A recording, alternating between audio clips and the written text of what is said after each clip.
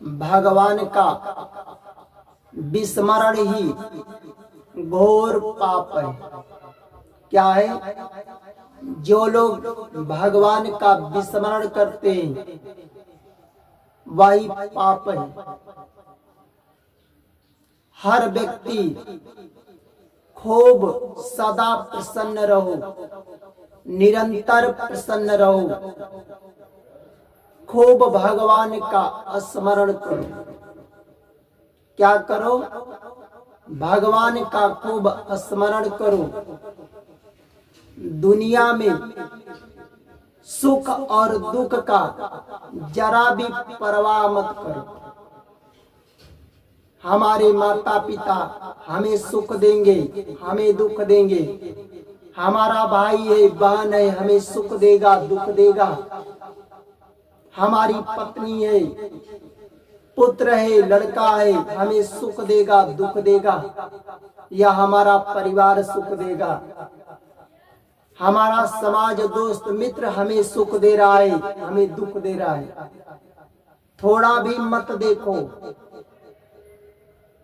सुख और दुख देखना है तो ईश्वर में दे, परमात्मा में रह करके।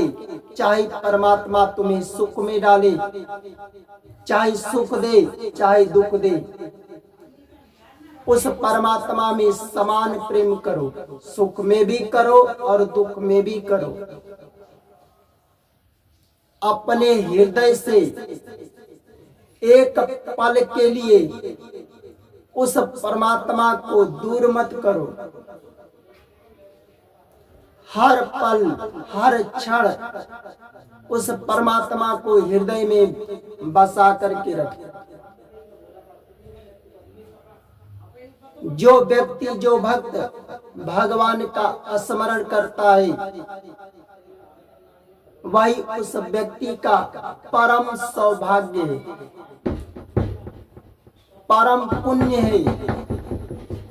जो व्यक्ति को पुण्य मिलता है वह ईश्वर से मिलता है। जो ईश्वर का स्मरण किए हो वही परम पुण्य है। उस भक्त का वही परम संपत्ति है। भक्त लोग जो भगवान का स्मरण करते हैं उसी को अपना परम संपत्ति माने। धन दौलत, रुपया पैसा, जमीन, बिल्डिंग, सब भगवान का स्मरण ही वही संपत्ति है, वही परम सौभाग्य है। पर जो भगवान का विस्मरण करते हैं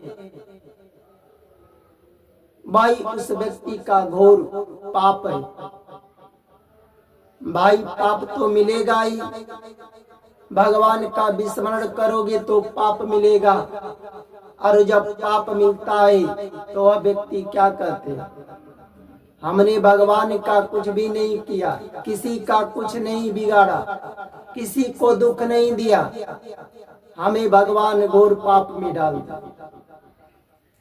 भगवान का विस्मरण ही भयानक विपत्ति है। जिसको विपत्ति पड़ा है भगवान से विस्मरण किए वही उस व्यक्ति का महान दुर्भाग्य है। इसलिए भगवान का स्मरण करो।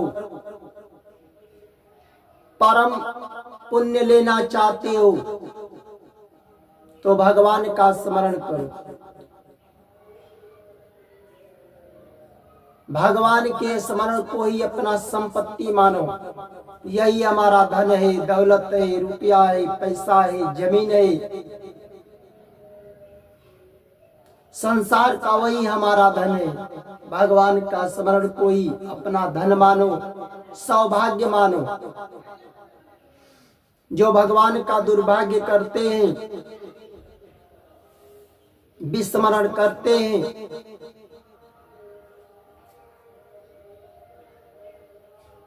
वही घोर पाप है, भयानक विपत्ति है,